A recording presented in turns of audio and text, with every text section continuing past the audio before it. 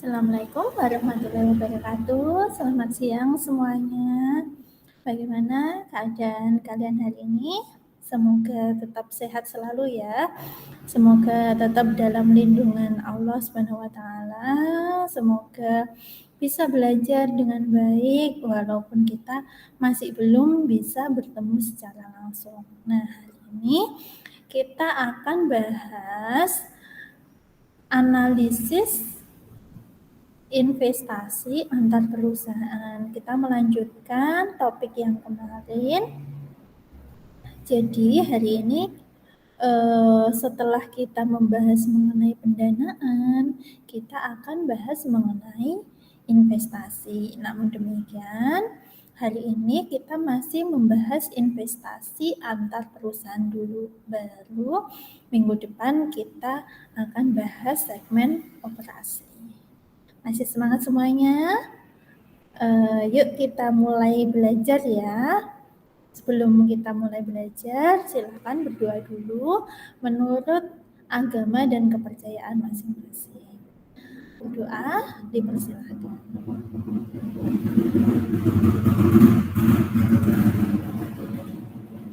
Selesai. Nah, saya share screen dulu materi kita hari ini.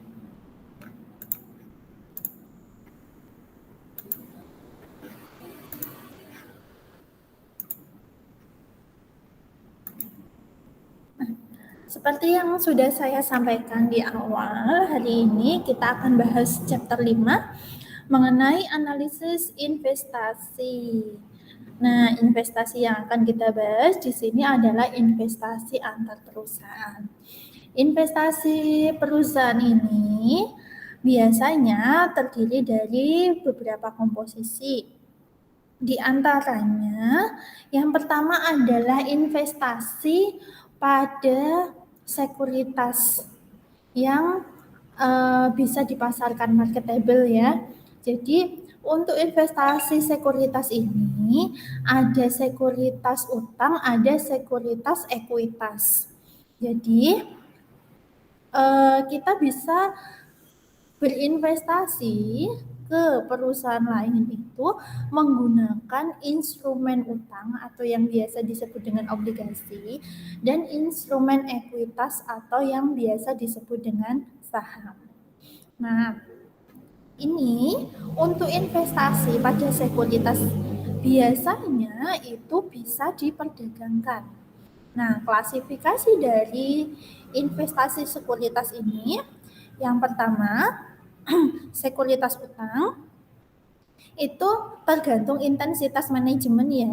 Jadi klasifikasinya bisa held to maturity. Jadi perusahaan itu membeli obligasi dipegang sampai akhir jatuh temponya. Di mana setiap periode tertentu akan diberikan bunga. Atau bisa juga trading, jadi diperjualbelikan. Dia melakukan investasi, kemudian dijual kembali. Biasanya ini itu tergantung dari kebutuhan manajemennya. Kalau dia butuh uang, maka segera dijual. Kalau misalkan posisi likuiditas perusahaan masih bagus, maka masih ditahan untuk diambil manfaatnya berupa bunga yang dibayarkan oleh debitornya. Terus yang selanjutnya adalah available for sale. Ini memang dia itu membeli obligasi untuk tujuan jangka pendek. Jadi begitu harga naik dijual, begitu harga turun ditahan kayak gitu. Dia lebih kepada kenaikan harga pasar dari obligasi yang dimiliki. Kalau trading dia lihat kebutuhan likuiditasnya dulu. Tapi kalau available for sale itu dia lebih memperhatikan harga pasarnya. Yang kedua, klasifikasi sekuritas dalam bentuk ekuitas, jadi dalam bentuk saham.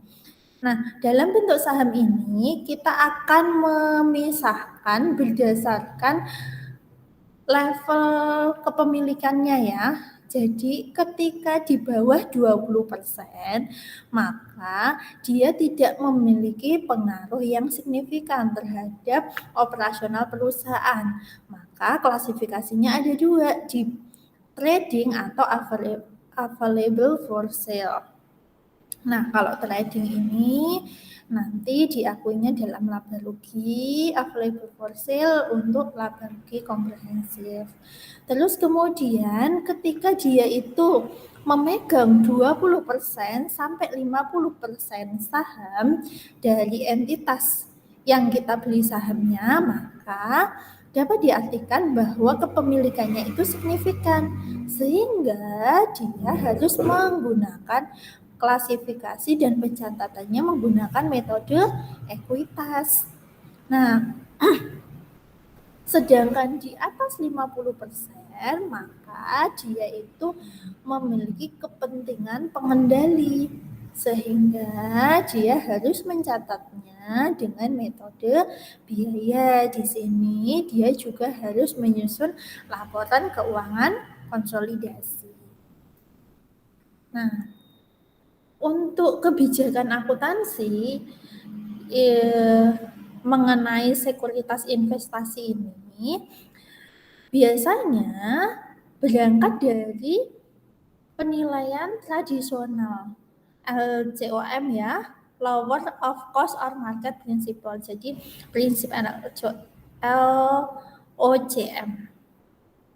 Jadi di mana yang lebih rendah antara harga cost-nya, harga dia beli investasi sekuritas dengan harga pasarnya.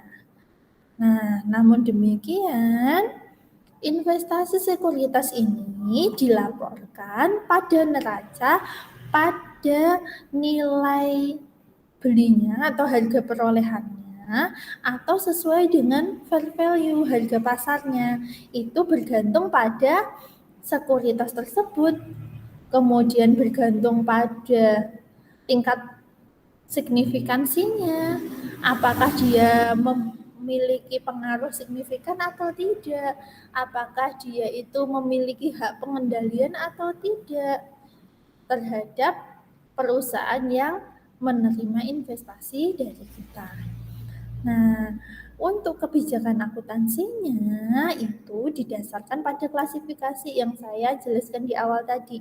Jadi di sini untuk investasi sekuritas itu kita akan lihat dulu intensi manajemennya bagaimana, terus kemudian level kepemilikannya berapa persen, terus kemudian tipe sekuritasnya seperti apa, berpengaruh signifikan apa tidak, terus kemudian punya hak pengendalian atau tidak. Itu yang utama yang harus dinilai dari investasi sekuritas. Nah, ini kita akan bahas lebih lanjut mengenai kebijakan akuntansi untuk sekuritas utang. Nah, untuk sekuritas utang di sini kita akan lihat dulu yang pertama kategorinya. Tadi sudah dijelaskan di awal ya, kategorinya ada 3. Dimiliki hingga jatuh tempo atau held to maturity, kemudian diperdagangkan atau tersedia untuk dijual. Nah, masing-masing deskripsinya ketika dimiliki sampai jatuh tempo, maka sekuritas yang diperoleh ini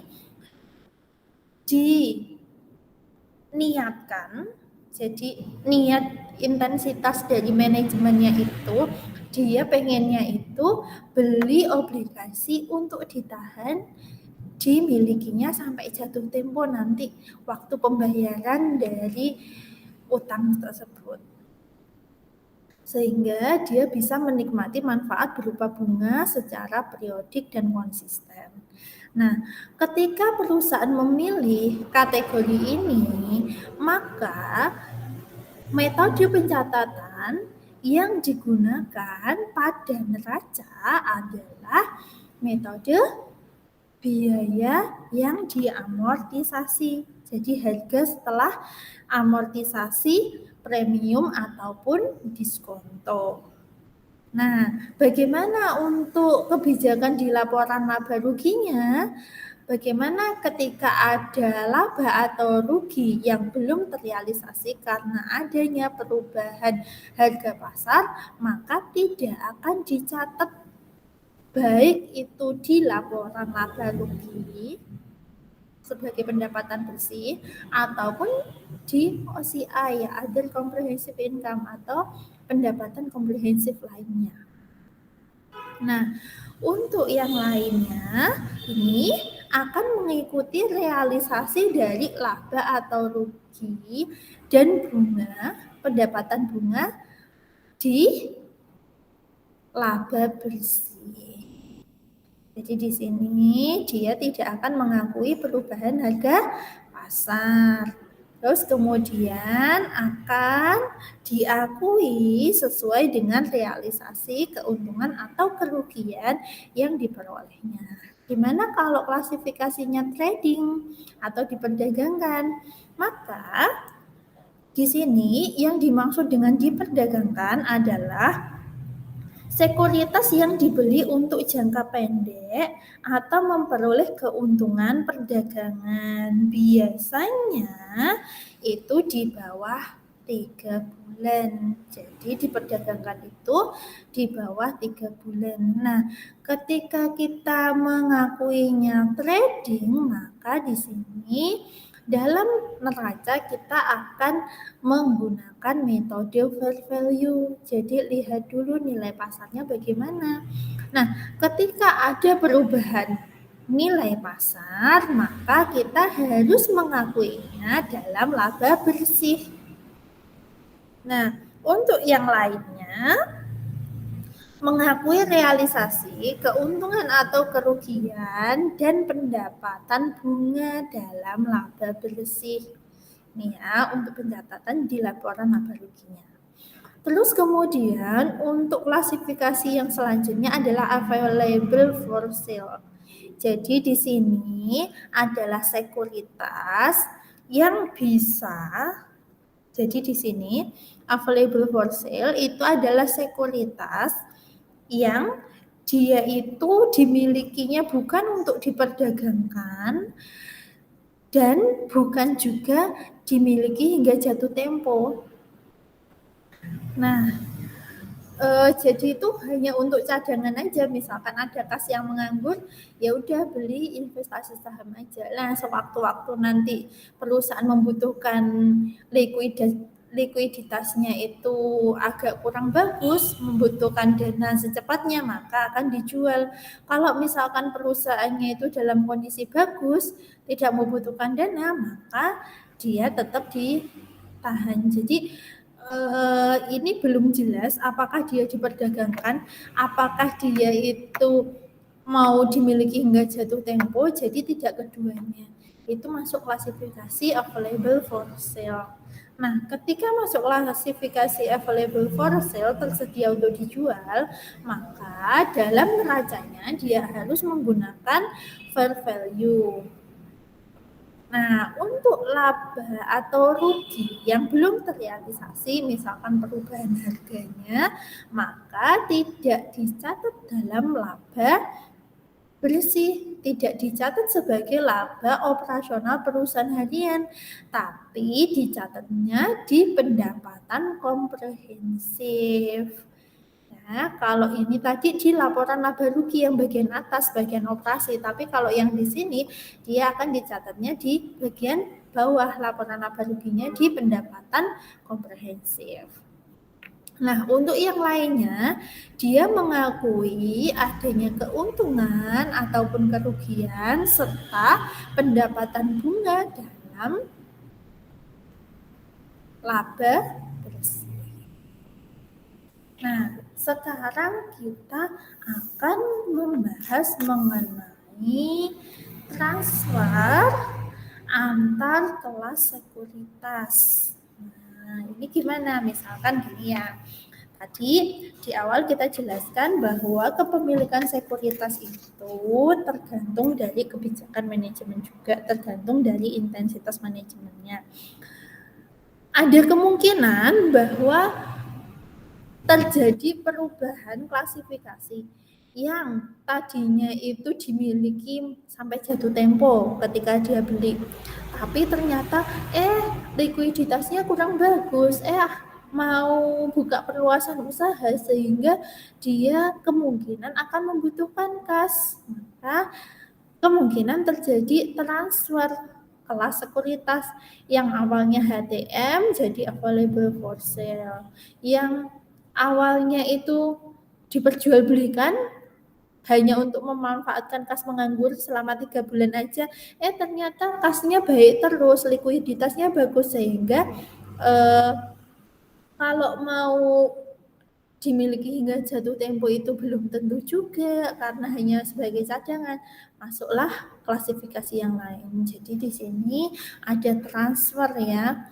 Ketika ada transfer dari yang pertamanya dimiliki hingga jatuh tempo dirubah menjadi available for sale, maka dampaknya terhadap nilai aset pada komponen neraca, maka aset harus dilaporkan pada nilai wajar daripada nilai amortisasi. Jadi ini harus berubah. Kalau HTM tadi kan HTM itu adalah biaya yang diamortisasi, harga perolehan diamortisasi. Nah, ketika dia berubah ke AFS, maka dia harus berubah menggunakan pengukuran fair value. Nah, dampaknya apa? Ketika terjadi perubahan ini dalam laporan laba rugi, maka keuntungan atau kerugian belum direalisasi pada tanggal perubahan diakui dalam laba komprehensif. Itu ya. Jadi keuntungan atau kerugian yang belum direalisasi pada tanggal transfer tersebut, tanggal perubahannya. Itu kita harus bikin jurnal, masukkan ke pendapatan komprehensif. Nah, kalau misalkan dari trading diperdagangkan terus pindah ke AFS, available for sale, maka dampaknya apa? Enggak ada. Kenapa? Karena trading balance sheet-nya menggunakan pengukuran nilai wajar. Available for sale pengukurannya juga menggunakan nilai wajar, sehingga keduanya menggunakan pengukuran yang sama. Maka dampak nilai aset pada neraca tidak ada. Baik trading ke AFS maupun AFS ke trading itu tidak ada efeknya. Nah, sedangkan untuk perlakuan dalam laporan laba rugi, maka keuntungan atau kerugian pada tanggal perubahan itu harus dimasukkan atau diakui dalam laba bersih. Nah, terus kemudian yang terakhir, kalau perubahannya dari AFS ke HTM, nah, maka tidak ada pengaruh saat perubahan, namun pada masa pelaporan aset dengan nilai biaya perolehan setelah amortisasi bukan berdasarkan harga wajar. Seperti itu. Nah, terus kemudian di sini maka keuntungan atau kerugian dari perubahan tersebut harus diakui dalam pendapatan komprehensif. Nah, sekarang kita akan bahas bagaimana kalau investasinya itu dalam bentuk ekuitas atau saham. Nah, ini kita akan lihat dulu ciri-cirinya bagaimana, kepemilikannya untuk apa, tujuannya bagaimana, basis penilaiannya bagaimana. Jadi ada banyak ya kriteria yang kita tetapkan, ada beberapa ciri-ciri yang kita lihat dulu, baru kita akan menetapkan, oh itu masuknya AFS, oh itu masuknya trading seperti itu, atau masuknya pengaruh yang signifikan, atau masuknya kepemilikan pengendalian. Nah, di sini kita lihat dari hal yang paling mudah ketika kita mengerjakan soal kasus ataupun evaluasi, ciri yang pertama adalah kepemilikannya. Jika kepemilikannya kurang dari 20%, secara otomatis dia harus masuk klasifikasi available for sale. Ketika kepemilikannya ini kurang dari 20% juga bisa masuk dalam trading. Lihat dulu nanti ciri yang selanjutnya. Jadi ketika kepemilikan kurang dari 20%, dia bisa masuk AFS atau trading. Tapi ketika kepemilikannya itu 20% sampai 50%, maka dia sudah memiliki pengaruh yang signifikan. Maksudnya di sini. Nah, sedangkan ketika di atas 50%, maka dia memiliki kepentingan pengendalian karena dia memiliki porsi saham yang besar, otomatis dia juga ikut menentukan arah kebijakan dari manajemen perusahaan.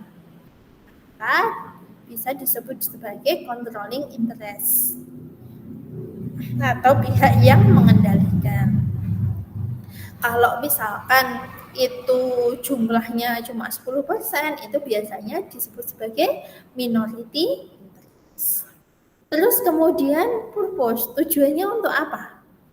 Kalau tujuannya untuk long, jangka panjang atau jangka menengah, investasinya itu jangka panjang atau jangka menengah, maka dia harus masuk ke AFS.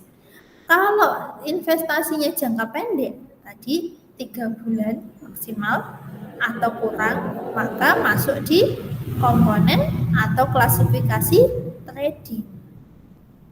Nah, sedangkan ketika dia memiliki ini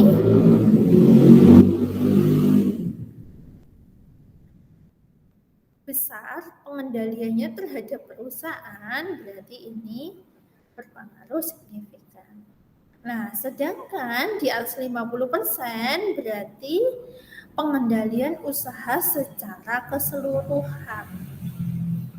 Kemudian basis valuasinya, bagaimana kita mengukur, menilai, terus kemudian menyajikan di laporan keuangan, bagaimana caranya untuk penilaian dan pengukuran kita harus masuk atau menggunakan fair value ketika masuk klasifikasi AFS.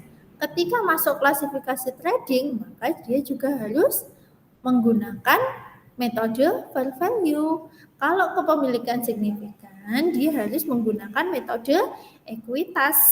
Nah, kalau di sini ada kepentingan pengendalian, maka dia harus menggunakan metode biaya dan harus membuat laporan konsolidasi.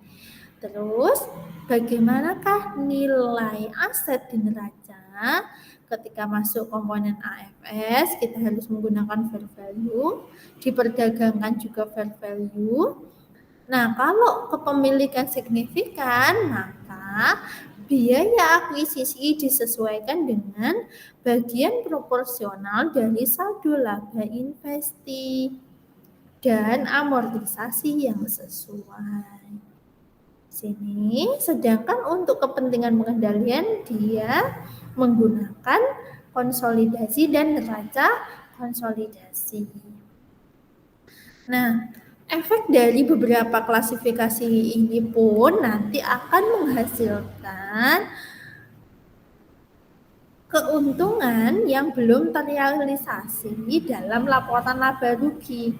Nah, laporan laba ruginya itu nanti juga akan memperoleh perlakuan yang berbeda. Kalau AFS di sini nanti dia harus dicatatnya pada pendapatan komprehensif.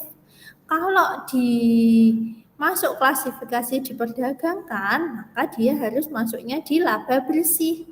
Kalau punya pengendalian secara signifikan, maka dia tidak dicatat. Dia hanya mencatat yang benar-benar terrealisasi, yang sesuai dengan kondisi yang sebenarnya. Dicatat sesuai dengan proporsi kepemilikannya dia. Nah, sedangkan untuk kepentingan pengendalian, ini juga tidak dicatat kalau belum terrealisasi. Nah, efeknya apa dalam laporan laba rugi? Jadi di sini ketika ada dividen ataupun realisasi keuntungan atau kerugian, maka akan dicatat pada laba bersih. Ini pun juga sama. Dia mengakui dividen dan untuk pengakuan keuntungan ataupun kerugian akan dicatat pada laba bersih. Nah, sedangkan yang ini, yang pengaruh signifikan, dia akan mencatat proporsi dari labanya. Jadi kalau misalkan saya berinvestasi di perusahaan ABC. Perusahaan ABC itu dapat laba 100 juta. Nah, saya memiliki proporsi kepemilikan saya adalah 40%. Maka ketika PT ABC itu mengumumkan laba 100 juta, maka saya akan membuat jurnal bahwa nilai investasi saya bertambah 40 juta. Seperti itu. 40 juta dari mana? 40% dikalikan 100 juta. Jadi di sini dia mengakui bagian proporsional laba bersih investasi dikurangi dengan amortisasi pada laba bersih. Nah, sedangkan yang ini untuk kepentingan pengendalian, maka laporan laba rugi konsolidasi. Nah, kita akan melakukan analisis terhadap investasi pada sekuritas. Ada dua tujuan utama kenapa kita harus menganalisis sekuritas, investasi sekuritas. Yang pertama, kita harus memisahkan kinerja dari kegiatan operasi perusahaan. Kegiatan operasi itu berarti sesuai dengan fokus bisnisnya, dipisahkan dengan aktivitas investasi. Kenapa? Karena jangan sampai nanti kelihatannya wah labanya 1 miliar, ternyata sebenarnya kalau dilihat dari kegiatan operasionalnya dia merugi. Dia labanya dari aktivitas investasi itu juga berdampak buruk bagi investor ataupun kita sebagai calon investor. Maka dari itu sebelum melakukan investasi kita harus melakukan analisis dulu. Jadi laporan laba ruginya, labanya itu dari mana? Apakah dari kinerja operasi atau dari kinerja investasi?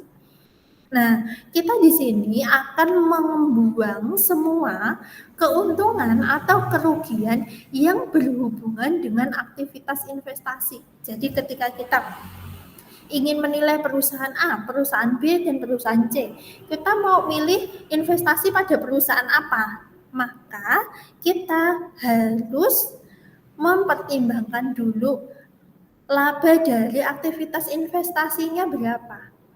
Nah, itu harus kita buang dulu, dihapus dulu. Nah, nanti kita bandingkan laba operasi perusahaan A, perusahaan B, perusahaan C. Nah, kira-kira yang lebih baik yang mana? Yang kedua, kita akan memisahkan sini aset operasi dan aset non-operasi ketika kita menentukan RNOA. Itu ya, jadi tujuannya itu. Tujuan yang kedua adalah untuk melakukan analisis terhadap distorsi akuntansi dari sekuritas. Apa contohnya? Contohnya satu, kesempatan untuk memperoleh keuntungan dalam penjualan sekuritas. Yang kedua, itu pengakuan liabilitas sesuai dengan biayanya. Padahal liabilitas itu harusnya sesuai dengan net realizable value. Jadi ketika kita pinjam $10, dulu harganya $10 itu 10.000. Nah, saat laporan 2021 ternyata harganya dolar itu 17.000, kita tidak boleh mengakuinya cuma 10.000. $10 kali 10.000 ketika kejadian transaksi, tapi kita harus mengakuinya berapa? 10.000 kali 17.000 saat pelaporan keuangan. Jadi kita akan menganalisis itu. Ada nggak distorsi akuntansi dari pelaporan sekuritas yang dimiliki oleh perusahaan? Terus kemudian kita juga menghindari terjadinya definisi yang tidak konsisten pada sekuritas ekuitas.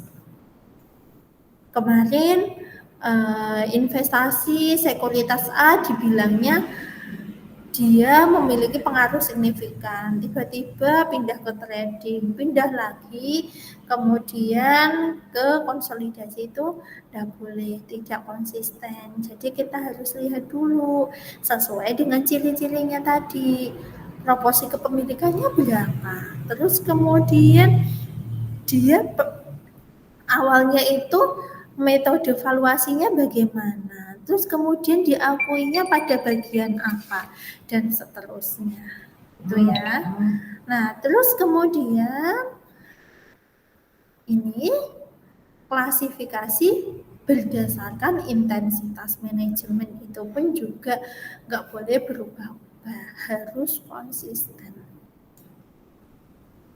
Nah, untuk akuntansi dengan metode ekuitas ini diminta untuk investasi antar perusahaan di mana perusahaan investor dapat mempengaruhi secara signifikan tetapi tidak mengendalikan perusahaan investasi.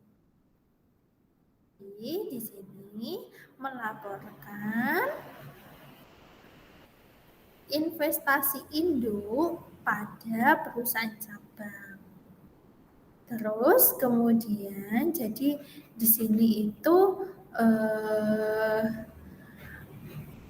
menggunakan konsolidasi satu baris ya. Jadi lihat dulu proporsinya. Jadi kalau dia tidak memiliki kontrol pengendalian terhadap investasi dan kemudian dia itu memberikan pengaruh yang signifikan, maka kita akan menggunakan metode ekuitas. Nah, biasanya digunakan untuk investasi yang level kepemilikannya itu 20-50%. Sehingga dia bisa mempengaruhinya melalui apa? Melalui rapat umum pemegang saham. Dia mempunyai hak voting.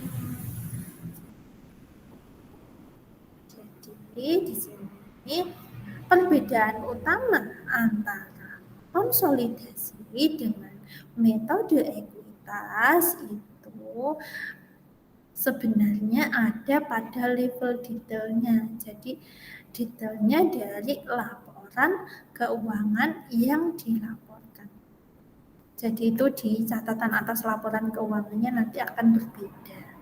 Tapi perlakuan untuk jurnal, untuk proporsi laba itu mirip. Nah, jadi di sini untuk akuntansi dengan metode ekuitas, akun investasi dicatat berdasarkan nilai akuisisi atau berdasarkan harga perolehan. Terus kemudian ketika perusahaan yang dikasih investasi itu mendapatkan laba, maka investasinya kita akan meningkat sebesar persentase saham yang kita miliki pada perusahaan tersebut. Nah, kalau ada pembagian dividen, maka akun investasi kita akan berkurang sejumlah dividen yang kita terima. Nah, terus untuk pendapatan, investor melaporkan presentase saham atas laba perusahaan investi sebagai laba ekuitas pada laporan laba ruginya. Gitu. Terus kemudian ketika terjadi pembagian dividen, maka akan dilaporkan sebagai pengurangan investasi, bukan sebagai pendapatan. Contoh ya ini ya. Ini Global Corp ini membeli 25% kepemilikan dari perusahaan Sinergi. Jadi Global Corp membeli Sinergi dengan harga $500.000. Nah, ini merepresentasikan 1/4 dari kepemilikan Sinergi pada tanggal akuisisi. Jadi 25% adalah 1/4 ya. Nah, ketika kita membeli, maka kita akan menjurnal investasi pada PT Sinergi sebesar $500.000, kreditnya adalah kas $500.000.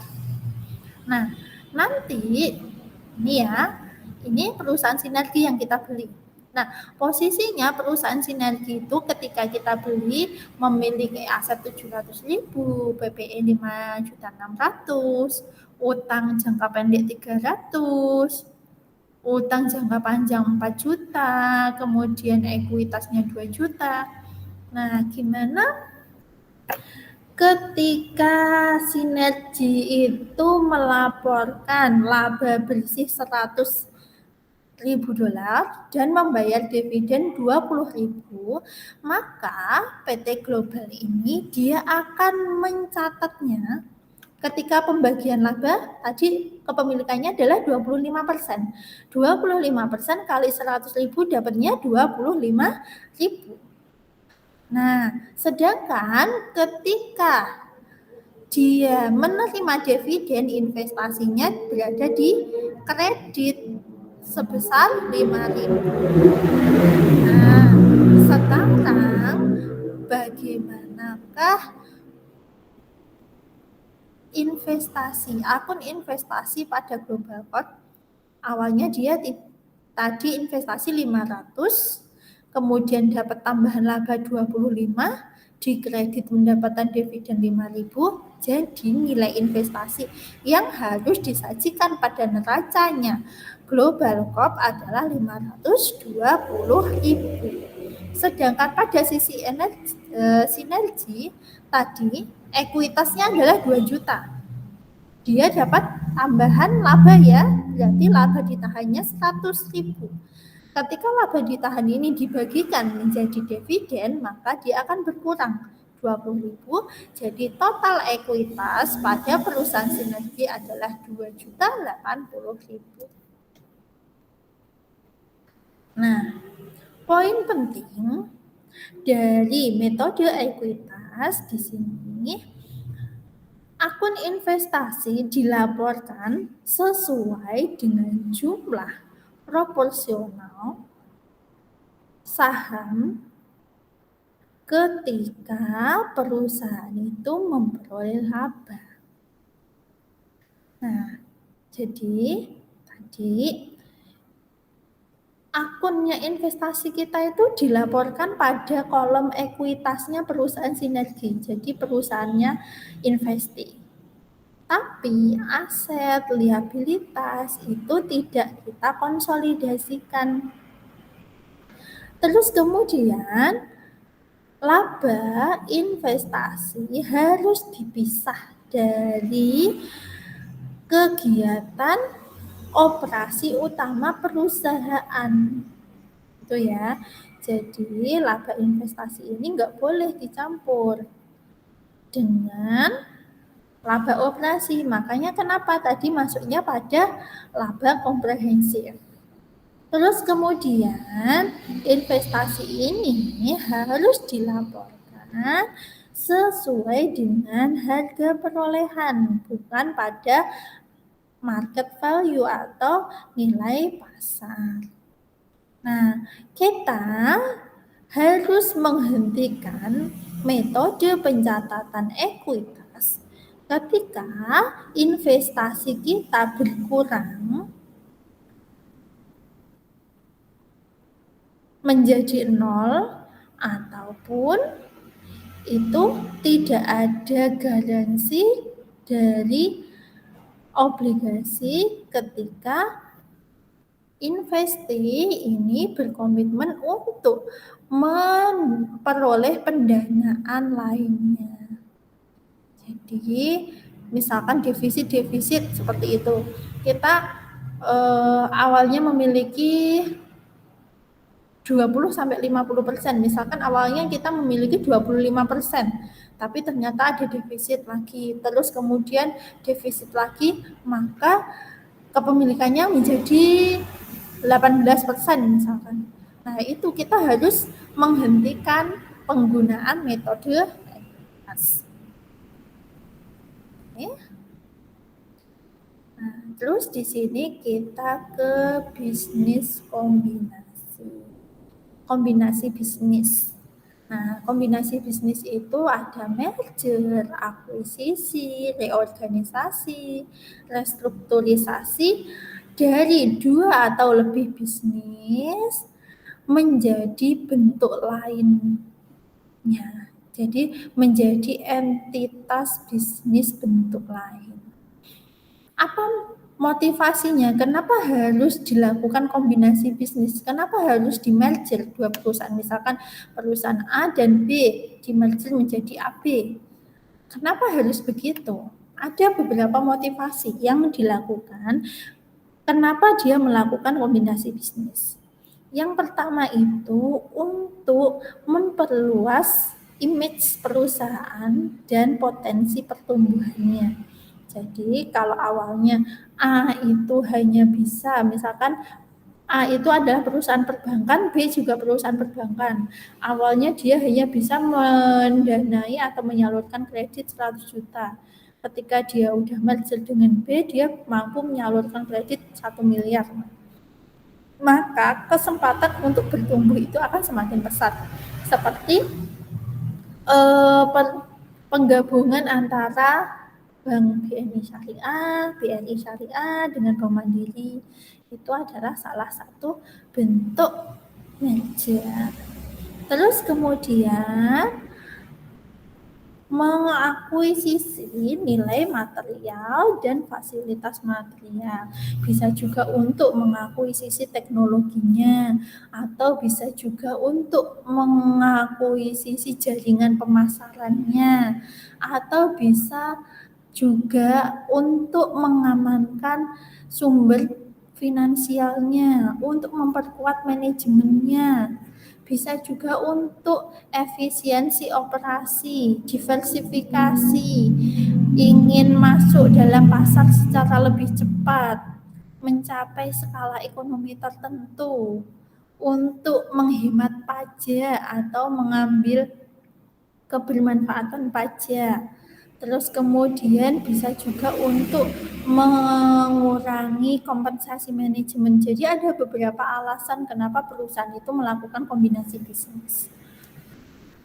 Nah, untuk kombinasi bisnis ini kita bisa menggunakan metode pembelian di mana perusahaan diminta untuk mengakui nilai dari asetnya, baik aset berwujud ataupun tidak berwujud, pada fair value. Jadi pada nilai pasar yang sesuai. di situ.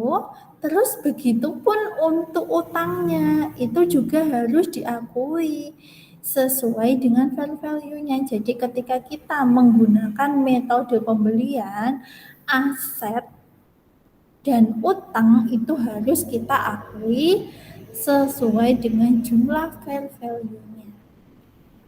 Terus kemudian untuk goodwill-nya tidak diamortisasikan.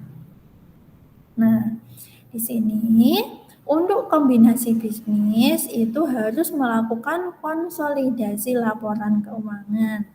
Jadi, laporan keuangan konsolidasian melaporkan jumlah dari kegiatan operasi dan kondisi keuangan perusahaan induk dan perusahaan anaknya menjadi satu set laporan keuangan.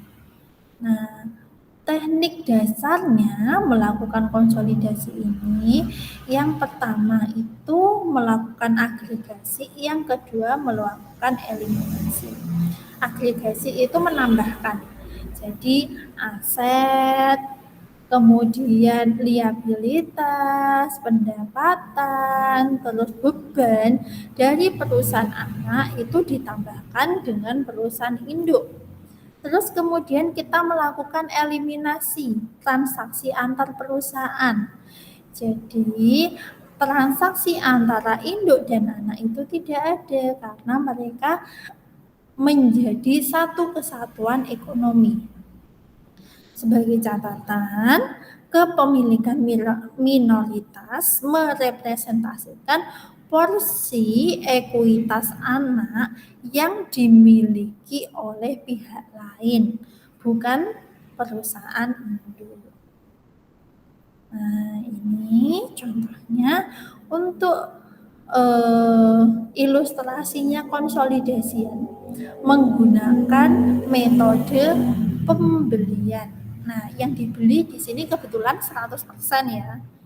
Nah, tadi yang ketentuannya agregasi adalah dilakukan penambahan jumlah aset, liabilitas, pendapatan, beban, dan lain-lain. Jadi informasi ini kita sajikan. Jadi kita sajikan, ini masih informasinya ya, seperti ini. Jadi sinergi sama mikron. Ini ditambahkan, pendapatannya 610 ditambah ini, jadi dikonsolidasikan jadi 980. Terus biaya operasinya juga ditambahkan. Terus kemudian biaya depresiasinya juga. Nah, di sini transaksi antara induk dan anak dilakukan dilakukan eliminasi. Di sini ada eliminasinya. Oke. Eliminasi ini dari mana? Dari sini tadi. Oke, gitu ya. Nah, goodwill. Nih. Ada pengakuan ya, tadi goodwill tidak diamortisasi. Oke, ini masih keterangannya tadi mengenai kombinasi bisnis, nanti bisa dicek di PPT yang sudah saya unggah. Terus kemudian bagaimanakah penurunan nilai goodwill? Goodwill diakui pada proses konsolidasi ini ditujukan untuk direview penurunan nilainya setiap tahun. Jadi akan dievaluasi setiap tahun bagaimana goodwill-nya. Karena pada dasarnya tidak ada goodwill yang dibangun sendiri oleh perusahaan. Biasanya goodwill itu diperolehnya dari pembelian perusahaan lain ataupun dengan metode yang lainnya. Jadi tidak ada goodwill yang dibentuk sendiri oleh secara internal perusahaan, tidak. Nah, terus kemudian isu apa yang terjadi dalam kombinasi bisnis? Nah, ini adalah kontingensi. Jadi ada enggak liabilitas kontingensi? Terus kemudian alokasi total cost-nya bagaimana? Terus bagaimana pengakuan biaya R&D yang masih dalam proses. Terus bagaimana pengakuan atau mengkonsolidasikan utang dalam laporan keuangan. Itu ya. Terus bagaimana keuntungan dari penjualan saham anak. Terus kemudian konsekuensi akuntansi untuk goodwill-nya bagaimana. Jadi ada beberapa isu yang terjadi dalam kombinasi bisnis. Oke. Nah, untuk kombinasi bisnis kita juga bisa menggunakan metode polling accounting. Jadi di sini menggunakan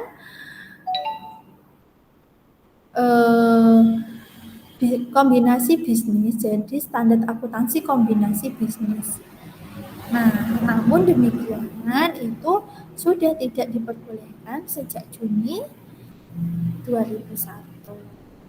Sehingga perusahaan kemungkinan menggunakan untuk akuisisi, hanya perhitungan akuisisi di mana standar tersebut belum efektif. Jadi kalau yang sekarang itu kombinasi bisnis itu lebih disarankan menggunakan metode pembelian daripada pooling accounting. Itu ya. Nah, ini contohnya pooling accounting. Agak lebih berbeda ya. Jadi di sini step-stepnya akan berbeda. Nah, ini pun juga sudah kalian pelajari dalam mata kuliah akuntansi keuangan lanjutan. Jadi saya hanya mengulas secara garis besarnya aja. Nah, yang selanjutnya investasi antar perusahaan adalah sekuritas derivatif. Nah, sekuritas derivatif ini itu bisa juga hedging, ada kontrak yang di sini digunakan untuk melakukan lindung nilai.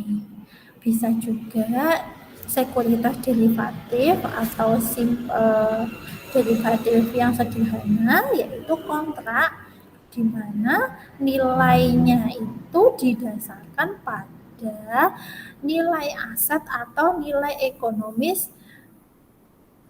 dari aset lainnya. Contohnya sekuritas derivatif yang mendasari saham, mendasari obligasi, mendasari komoditas, harga komoditas, mendasari tingkat suku bunga ataupun nilai kurs. Nah, di sini untuk derivatif itu nanti bisa dipelajari sendiri ya, ada future, ada swap, ada option.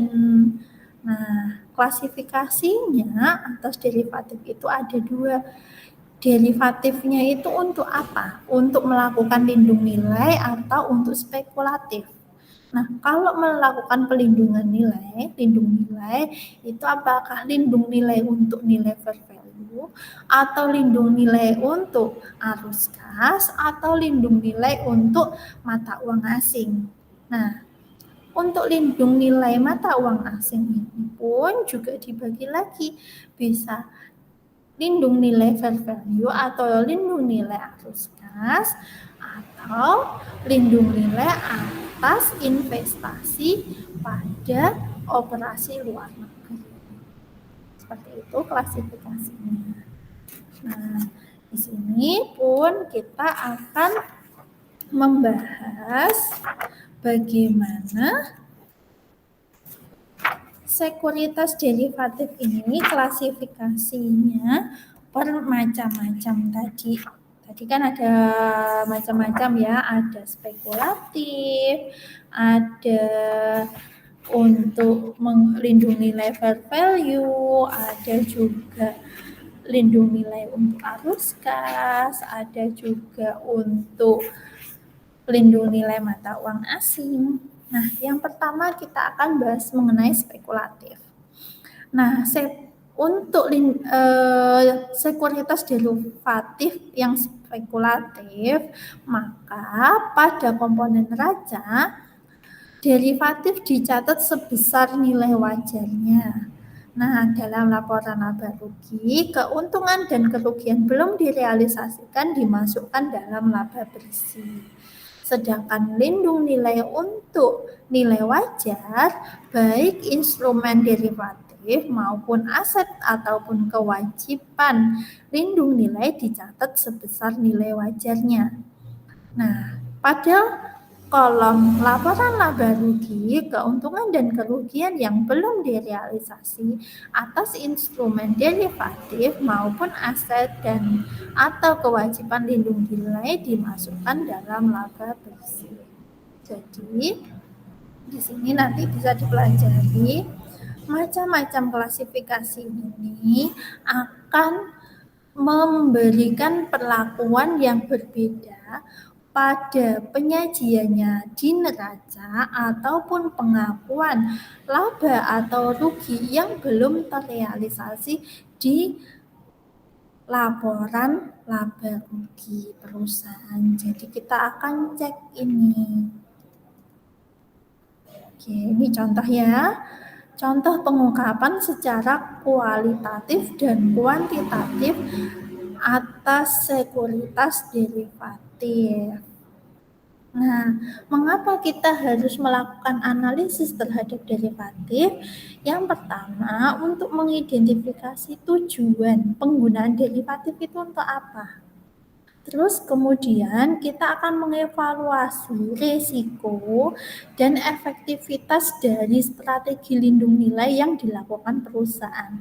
Kalau dulu sesuai dengan standar akuntansi ada presentase tertentu di mana bahwa pada level presentase itu dianggap lindung nilai, strategi lindung nilai itu efektif.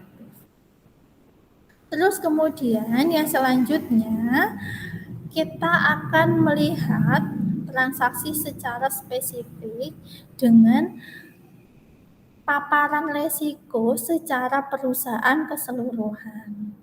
Nah, terus kemudian ini termasuk di dalamnya adalah pendapatan operasi dan non-operasi kita akan lihat. Nah, untuk opsi fair value, jadi kita bisa juga menggunakan opsi fair value untuk membuat pelaporan keuangan perusahaan. Jadi di sini aset dan liabilitas yang tersedia ini investasi pada utang dan ekuitas, instrumen finansial, derivatif, obligasi itu bisa menggunakan opsi fair value. Jadi manajemennya diperbolehkan untuk melakukan atau memilih opsi menyajikan nilai dari elemen aset atau liabilitas ini dalam fair value dengan menggunakan metode fair value.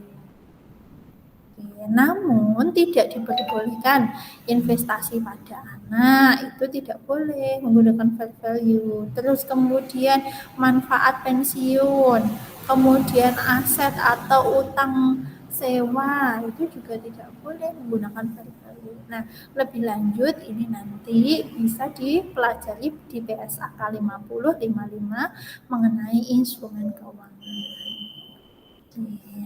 Ataupun yang berubah menjadi PSAK 71. Nah, implikasinya terhadap analisisnya apa? Nah, kita pahami sebenarnya itu ada trade-off ya antara relevan dan reliable. Nah, penggunaan fair value ini dia lebih mengarah kepada reliable. Jadi penggunaan pengukuran fair value itu lebih reliable, lebih mencerminkan kondisi ekonomi yang dihadapi oleh perusahaan sekarang. Nah, ini merupakan adaptasi dari SFAS 159. Oke, itu mungkin untuk materi kita hari ini diakhiri. Kurang lebih Seperti itu ya. Jadi tadi kita bahas mengenai sekuritas obligasi, sekuritas ekuitas, terus kemudian kita bahas mengenai kombinasi bisnis, kemudian kita bahas mengenai sekuritas derivatif. Jadi pada intinya untuk aktivitas investasi antar perusahaan kita ada beberapa topik tersebut. Mudah-mudahan bisa dipahami. Mohon maaf kalau dalam penyajian saya masih ada banyak kekurangan. Semoga tidak mengurangi manfaat dan tidak mengurangi pemahaman kalian terhadap materi hari ini. Bisa juga dilengkapi dengan referensi lainnya. Kalian baca standar akuntansi keuangan di Indonesia, utamanya pada bagian instrumen keuangan. Jadi itu secara rinci dan detail dijelaskan seperti itu. Oke, terima kasih atas perhatiannya untuk pembelajaran hari ini. Sampai jumpa minggu depan. Wassalamualaikum warahmatullahi wabarakatuh.